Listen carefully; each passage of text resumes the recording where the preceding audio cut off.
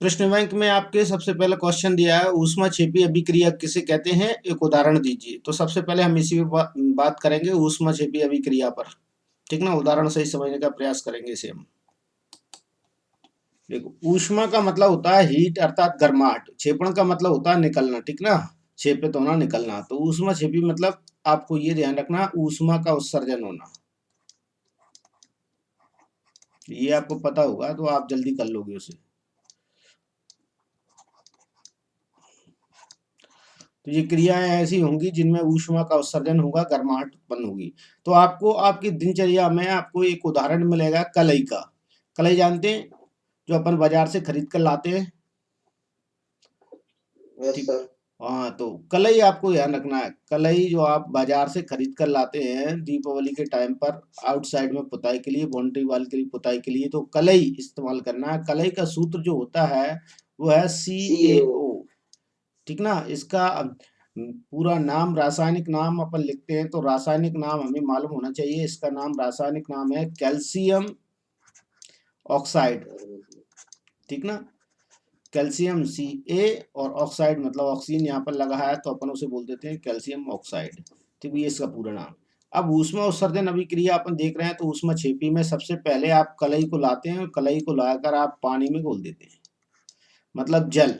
जल मीन्स होगा H2। ठीक ना, यहाँ पर अब ये दोनों जब इसके साथ, कैल्शियम ऑक्साइड जब जल के साथ में रिएक्ट करता है, क्रिया करता है, तो यहाँ पर एक यौगिक बनता है। इन दोनों को जोड़कर हमें लिखना है, तो ये बन जाएगा कैल्शियम। और देखो, एक ऑक्सीजन है और 2 H है यहाँ पर, तो ये आपस में क्रिया कर कर बनाएंगे हाइड्रोक्साइड। तो 2 हाइड्रोक्साइड यहाँ पर बनेंगे। यहाँ 2 लगा दिया मैंने। ये बना कैसे, अभी हम विचार करेंगे। साथ साथ में ऊष्मा भी मुक्त होती है, वो आपको यहाँ पर लिखना है। तो ये आपका उदाहरण भी कंप्लीट हो जाएगा।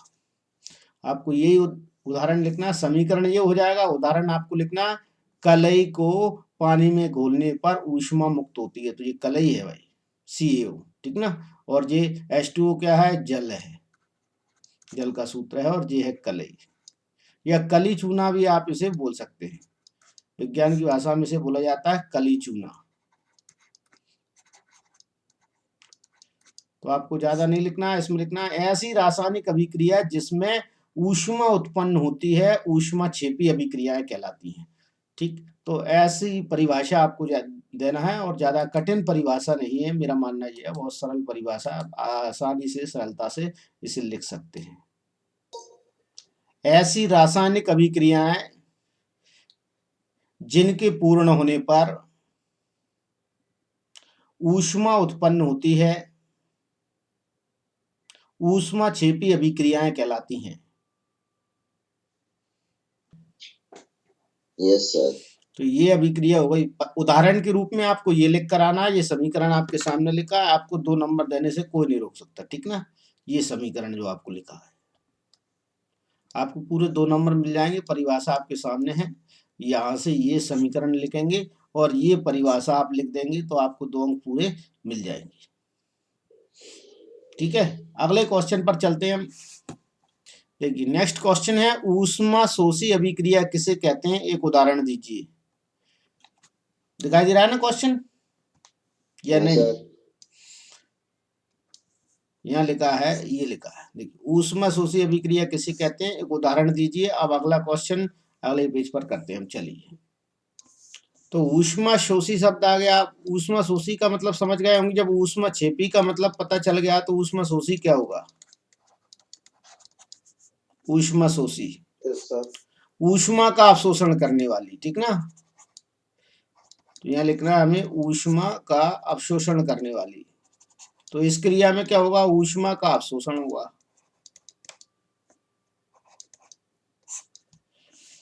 तो ऊष्मा का अवशोषण कहाँ होता है, उसके लिए हम यहाँ वो एक उदाहरण लिखेंगे, फिर समझेंगे। ठीक ना, यहाँ आप देखेंगे एक उदाहरण है, चूना पत्थर, CaCO3। ये है चूना पत्थर। क्या नाम है इसका, व्यापारिक नाम है चूना पत्थर, और रासायनिक नाम इसका कैल्शियम कार्बोनेट है। ये आपको ध्यान होना चाहिए, क्योंकि सूत्र के अगर नाम लिखने आ गए तो आपको 9th क्लास में याद होंगे, लेकिन अभी आप भूल गए होंगे। तो आप उन्हें तैयार कर लें। मैंने पहले भी दिखाए थे रासायनिक सूत्र कैसे बनाते हैं। कुछ तो याद है। अच्छा, कुछ याद हैं तो बहुत अच्छी बात है, नहीं हो याद तो फिर आप उन्हें याद कर लें। कैल्शियम कार्बोनेट हमें लिखना है।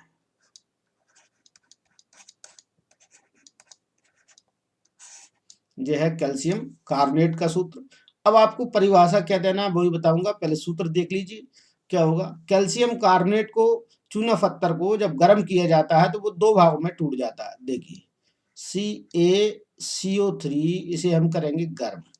तो गर्म करेंगे तो प्लस का साइन लगाकर आप यहाँ लिख दीजिए गर्म, चाहे तो तीर के निशान पर लिख दो चाहे यही लिख दो, ठीक ना। ये गर्म कर रहे हैं, गर्म करेंगे तो दो भागों में टूट जाएगा। एक तो बनाएगा ये कली चूना और दूसरा बनाएगा carbon dioxide. Carbon dioxide gas होगी वो तो चली जाएगी, वातावरण में मुक्त हो जाएगी, और यहाँ बन जाएगा कली चूना। जो कलई अपन बाजार से लाते हैं ना, वो कली चूना तैयार हो जाता है, ठीक है ना। ये है चूना पत्थर जो आप देख रहे हैं। चूना पत्थर मतलब कैल्शियम कार्बोनेट। अब आपको ये ध्यान रखना है कि अब इसकी परिभाषा कैसे देंगे आप। परिभाषा भी आप बहुत सिंपल है, आप दे सकते हैं सरलता से, कोई दिक्कत नहीं है। वह रासायनिक अभिक्रियाएं जिनके पूर्ण होने पर ऊष्मा अवशोषित होती है, तो ये परिभाषा इसकी हो जाएगी। वह रासायनिक अभिक्रिया जिनके पूर्ण होने पर ऊष्मा अवशोषित होती है, ऊष्मा शोषी अभिक्रियाएं कहलाती हैं, ठीक है। Yes sir. आगे चले, अगला क्वेश्चन हम यहाँ देखेंगे। तीसरा क्वेश्चन है, शोषण को ऊष्माक्षेपी अभिक्रिया क्यों कहते हैं। तो शोषण को ऊष्माक्षेपी अभिक्रिया क्यों कहा गया, इसके पीछे क्या कारण है, तो ये भी हम जानने का प्रयास करते हैं। चलिए, तो यहाँ लिखेंगे सबसे पहले हम शोषण।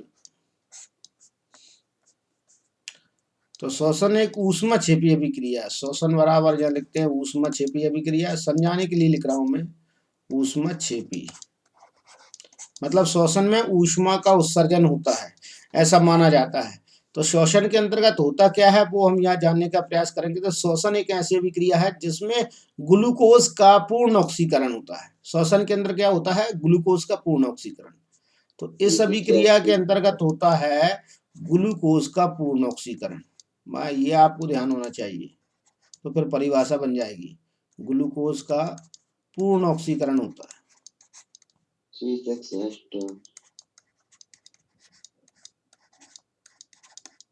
जब पूर्ण ऑक्सीकरण होता है तो आप जो भोजन करते हैं, जब उसका ऑक्सीकरण होता है, दहन होता है, तो वहां पर ऊष्मा उत्पन्न होती है ऊर्जा के रूप में, ठीक ना। जो ऊर्जा आपको शरीर को चलाने में मदद करती है, शक्ति देती है, जिससे आप दिनचर्या के काम कर पाते हो। यदि भोजन ग्रहण कर रहे हैं, भोजन अपन लेते हैं, अंदर खाते हैं, तो उसके बाद ही हम कोई वर्क कर पाते हैं। यदि भोजन लेना बंद कर देंगे तो हम कार्य करना बंद कर देंगे, ये भी आप अच्छे तरीके से जानते हो। तो ये इसका अच्छा उदाहरण है, तो इसे देखेंगे हम। तो ग्लूकोज का पूर्ण ऑक्सीकरण ऊष्माक्षेपी अभिक्रिया का उदाहरण है। तो यहाँ हम देख लेते हैं। ग्लूकोज का सूत्र आपको याद होना चाहिए। देखिए, ग्लूकोज का सूत्र होता है C6, हाँ गुड, C6H12O6, ये ग्लूकोज का सूत्र है। और इसकी जो सूत्र है वो हम यहाँ लिख रहे हैं, किस प्रकार से परिभाषा भी देंगे साथ साथ में। देखिए, C6H12O6, और इसे हमें क्या करना है, ध्यान कराना है। तो यहाँ पर आपको ऑक्सीजन की उपस्थिति में इसका ध्यान होता है, ये भी आपको ध्यान रखना है, ठीक है। जब ऑक्सीजन की उपस्थिति में इसका ध्यान होता है तो दहन क्रिया आप ऊपर लिख दीजिए, या ऑक्सीकरण लिख दीजिए। आप दहन नहीं लिख रहे हैं तो क्या लिखेंगे, ऑक्सीकरण लिख देंगे। कोष्टक में आप यह लिख सकते हैं ऑक्सीकरण इसका हो रहा है।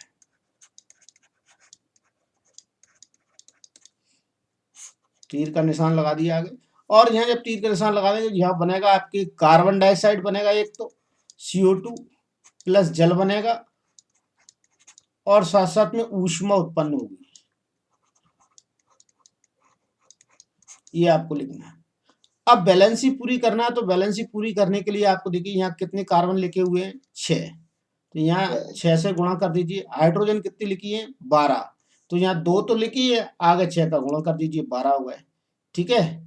इस प्रकार से 6 दूनी 12। अब ऑक्सीजन की संख्या पूरी करना है तो ऑक्सीजन की संख्या गिन लो, पूरी कैसी हो जाएगी। 6 तो ऑक्सीजन यही है और यहाँ कितनी ऑक्सीजन है, 2 का गुणा कर रहे हैं 6 में, तो 6 दूनी 12 और 6 तिया 18 ऑक्सीजन है। और हमारे पास कितनी है अभी, 6 और 2, आगे 2 का 6 से गुणा कर दो, 6 दूनी 12, यहाँ गुणा होगा तो ये हो जाएंगे 6 दूनी 12, 6 जे हैं वही 18, ठीक ना।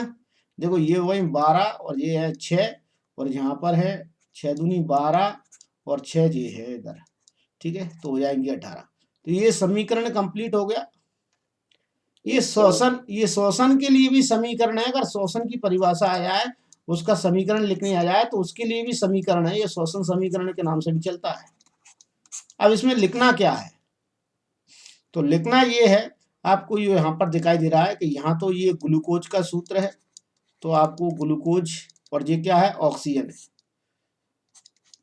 तो आपको इतना ही लिखना है कि ग्लूकोज का ऑक्सीजन की उपस्थिति में जब दहन कराया जाता है या ऑक्सीकरण होता है, तब कार्बन डाइऑक्साइड, जल और ऊष्मा प्राप्त होती है। ये आपको यहां पर लिखना है। चलिए हम लिख देते हैं।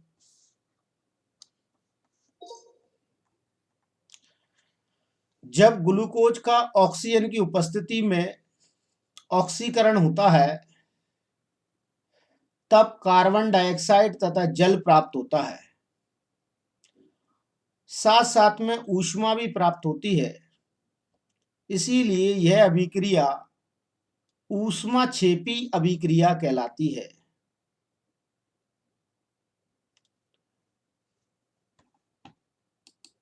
आप यहां से परिभाषा देख सकते हैं, दिख गई। Yes sir. ये आपके क्वेश्चन का क्लियर आंसर है। जब ग्लूकोज का ऑक्सीजन की उपस्थिति में ऑक्सीकरण होता है, तब कार्बन डाइऑक्साइड तथा जल प्राप्त होते हैं, साथ साथ में ऊष्मा भी प्राप्त होती है। इसलिए यह अभिक्रिया ऊष्माक्षेपी अभिक्रिया कहलाती है। ज्यादा कोई कठिन नहीं है, हमने जो समझा है वही हमने यहाँ पर लिखा है। परिभाषाओं को रट्टा नहीं मारा जाता। मैं कहीं गाइड कुंजी लेकर इधर नहीं बैठा हूँ, मैं आपके सामने यहाँ पर नॉर्मली हूँ। और तो यहाँ से आप देख सकते हैं, कोई दिक्कत नहीं है। तो आपको परिभाषाओं को इन सूत्रों की सहायता से याद करने की कोशिश करना चाहिए, ठीक है। नेक्स्ट क्वेश्चन हम यहाँ पर देख लेते हैं। अब जब तक आपकी ये पूरी नहीं हो जाती, अपन यही पढ़ेंगे, ठीक है ना, लाइन से। अपक्षेपण अभिक्रिया क्या है, किसे कहते हैं, एक उदाहरण दीजिए, ठीक है। तो ये अपक्षेपण अभिक्रिया का उदाहरण की बात चल रही, तो अपक्षेपण अभिक्रिया क्या है, हम इसे समझने का प्रयास करेंगे सबसे पहले, फिर इसके बाद हम आपको इसकी परिभाषा देंगे। यहाँ देखिए अपक्षेपण अभिक्रिया के बारे में।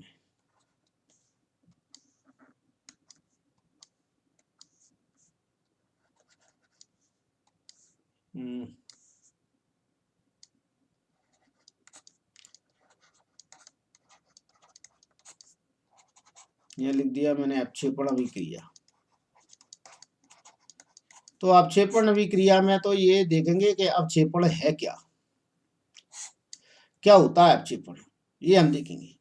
तो अपक्षेपण के लिए आपको जानना जरूरी है कि एक आपके सामने जैसे बीकर बना रहा हूं,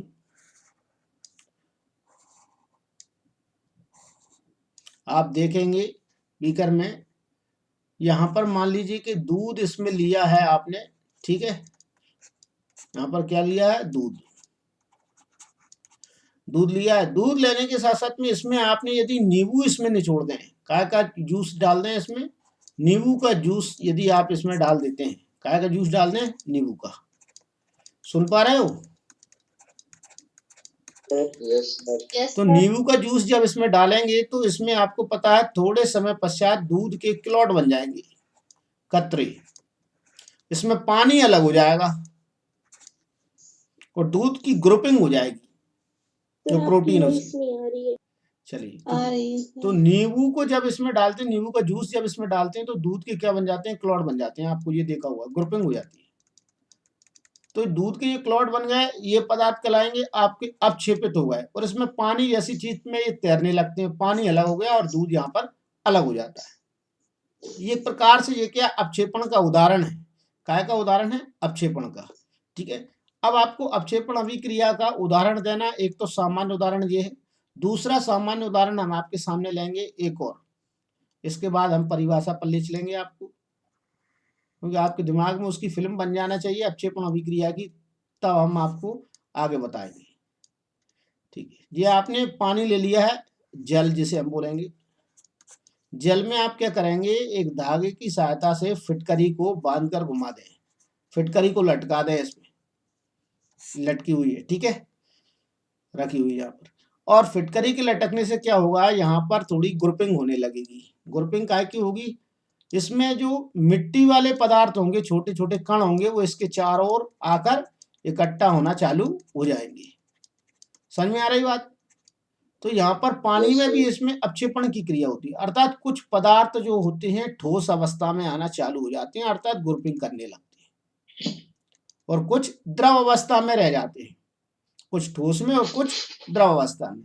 तो यह क्रिया में दो प्रकार के पदार्थ बनते हैं अपक्षेपण अभिक्रिया में। तो ऐसी रासायनिक अभिक्रिया है जिसके पूर्ण होने पर हमें ठोस और विलयन अवस्था में पदार्थ प्राप्त होता है, तो वह कहलाती है एक अपक्षेपण अभिक्रिया। अपक्षेपण अभिक्रिया का उदाहरण जानते हैं आप, याद किया है कि नहीं अभी? यस सर, किया है। किसने किया है बताओ? Na2SO4। हाँ बिल्कुल, जिसमें BaSO4 बनेगा, Na2SO4 और प्लस BaCl2। बिल्कुल सही। इसमें आपको BaSO4 बनेगा, और यहाँ से जो Na2SO4 है, ये आपका सोडियम सल्फेट है, इसका नाम ध्यान रखना है आपको। आप अगर पूरा सूत्र ना बोलते, केवल इतना बोल देते सोडियम सल्फेट, तो भी सूत्र लिखा हो जाता। तो इन सूत्रों को ध्यान रखना जरूरी है बेटा। सोडियम सल्फेट और जो बेरियम क्लोराइड है,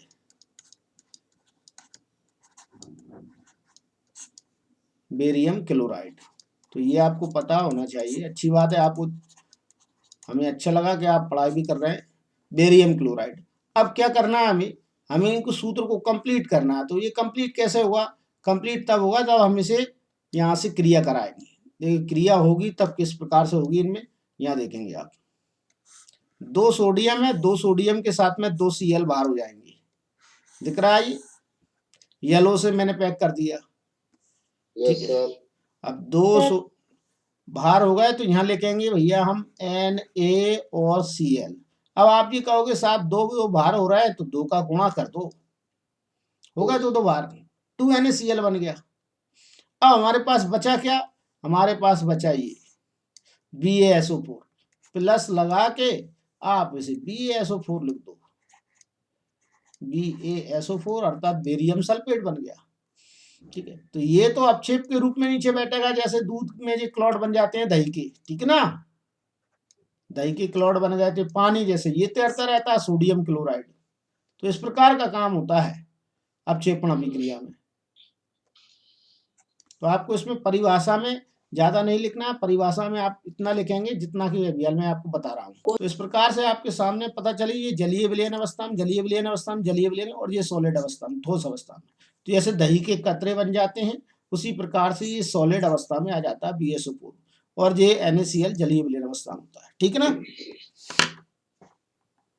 अगर अवस्था भी लगाएंगे तो गलत माना जाएगा? नहीं होगा, निश्चिंत रहें आप,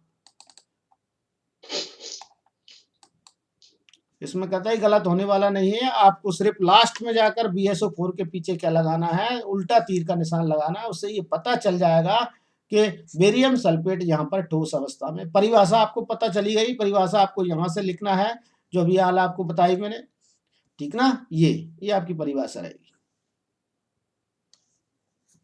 ठीक है। जिस अभिक्रिया में अपक्षेप का निर्माण होता है उसे अपक्षेपण अभिक्रिया कहते हैं। उदाहरण में आप लिखोगे कि जैसे ही सोडियम सल्फेट को बेरियम सल्फेट के साथ में क्रिया कराई जाती है, तब बेरियम सल्फेट तथा सोडियम क्लोराइड बनते हैं, और बेरियम सल्फेट ठोस अवस्था में अपक्षेप के रूप में प्रकट हो जाता है। या ये लिखा, BaSO4 का अपक्षेप का निर्माण हो जाता है।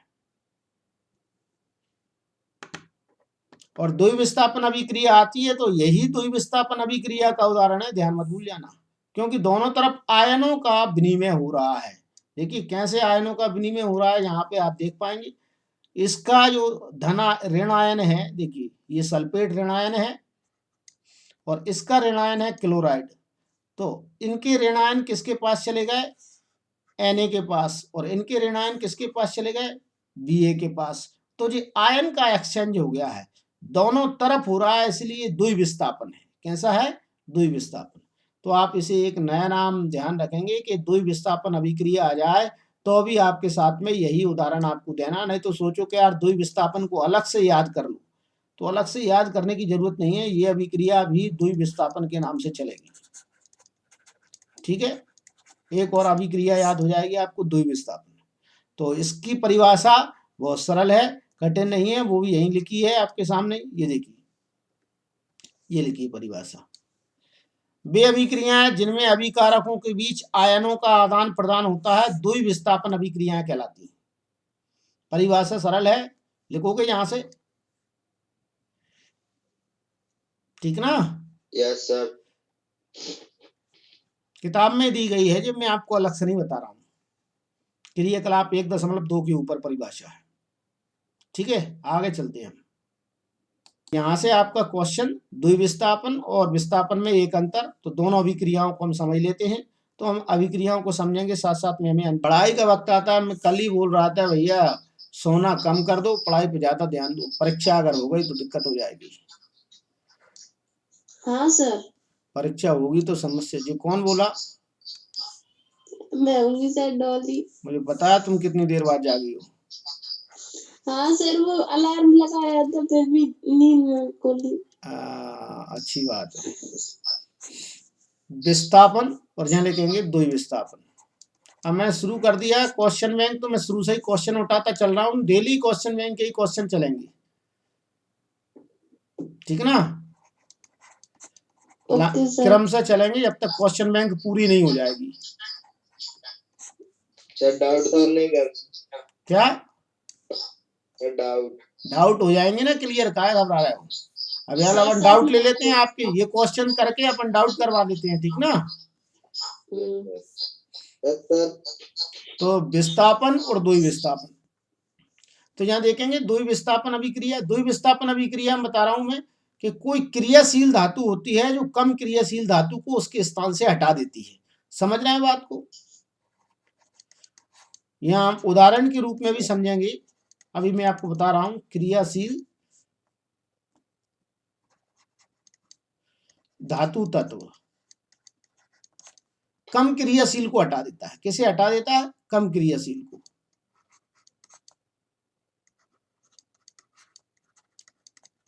इसका उदाहरण भी हम देखेंगे किस प्रकार से। द्विविस्थापन में क्या होता है? द्विविस्थापन में होता है आयनों का अदला बदली या आयनों का एक्सचेंज। सबसे पहले कम क्रियाशील धातु तत्व को हटाना कैसे हटेगा, अब यहां पर हम ये उदाहरण के रूप में देख लें तो आपको पता चल जाएगा। ठीक, अब कोई व्यक्ति यदि यहाँ खड़ा हुआ है, उदाहरण के रूप में ले रहे हैं हम, ठीक है, तो कोई बाहर एक व्यक्ति है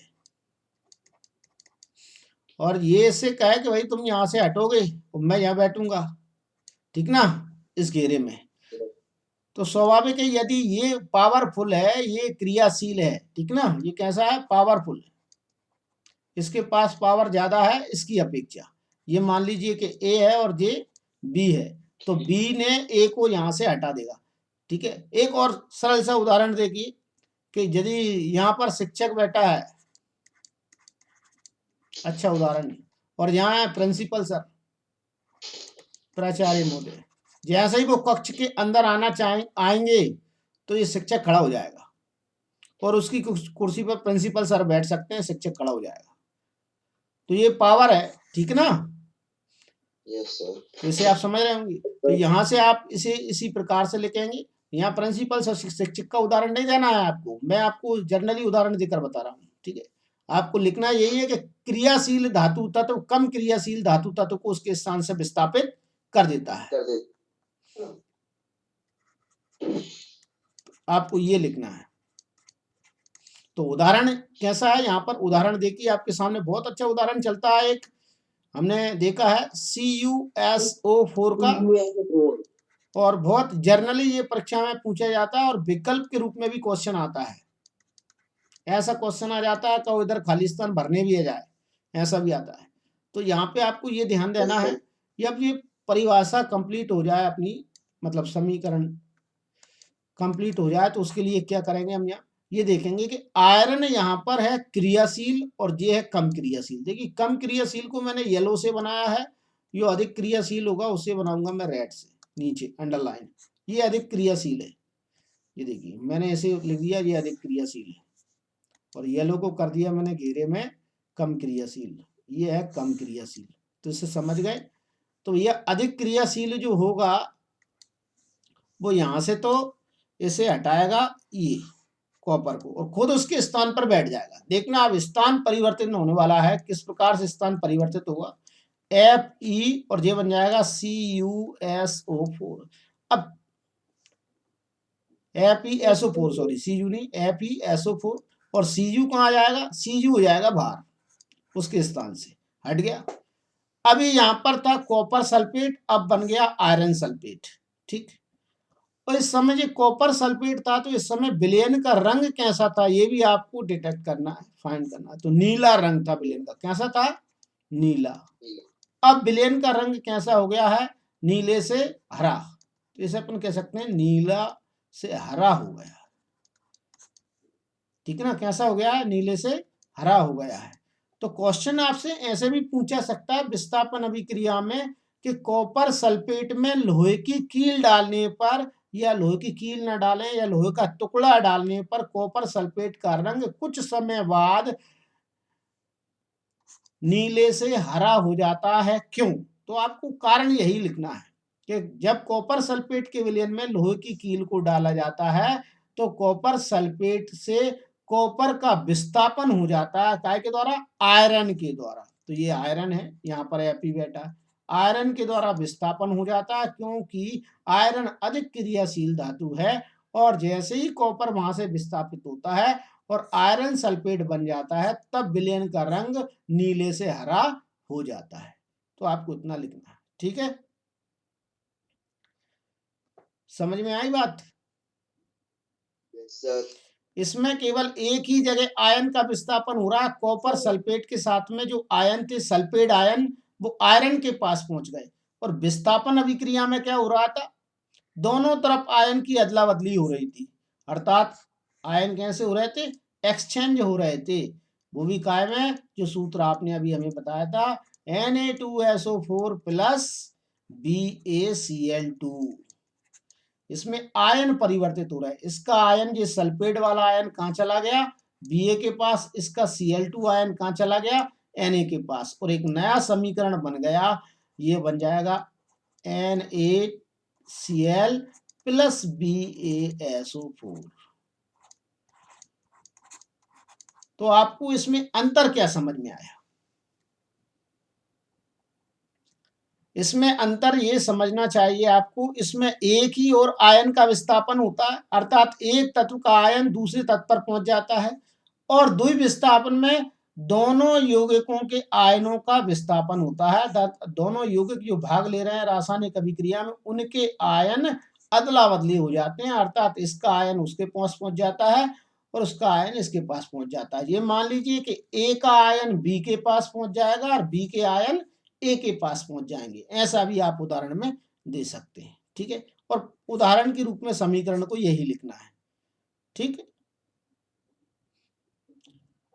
ओके। Yes, sir. अब हम देखें बोले इसका, तो तेल वसा युक्त खाद्य पदार्थों को नाइट्रोजन से प्रभावित क्यों किया जाता है, यहाँ लिखेंगे।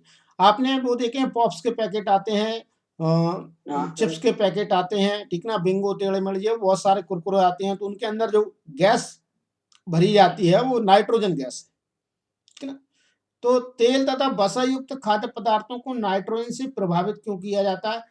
तेल एवं वसा युक्त खाद्य पदार्थों को उन्हें खराब होने से या उनकी गंध को परिवर्तित होने से, ठीक ना, बचाने के लिए, ज्यादा नहीं लिखना, बचाने के लिए उसे नाइट्रोजन से प्रभावित किया जाता है। आपको ज्यादा नहीं लिखना है, बस इतना ही लिखना है। 2 नंबर का प्रश्न है, 2 नंबर का ही कारण देना है, ज्यादा नहीं।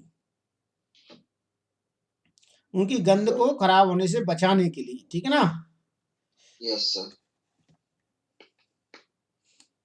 इसी को कहा जाता है विकृत गंधिता, अगर गंध खराब हो जाए तो विकृत गंधिता, उनकी गंध कैसी हो गई, विकृत हो गई है, सही नहीं रही है, विकृत हो गई गंध, बिगड़ गई है। अपन कह रहे तेल चढ़ गया है पदार्थों पे, तो ये ऐसा होता है।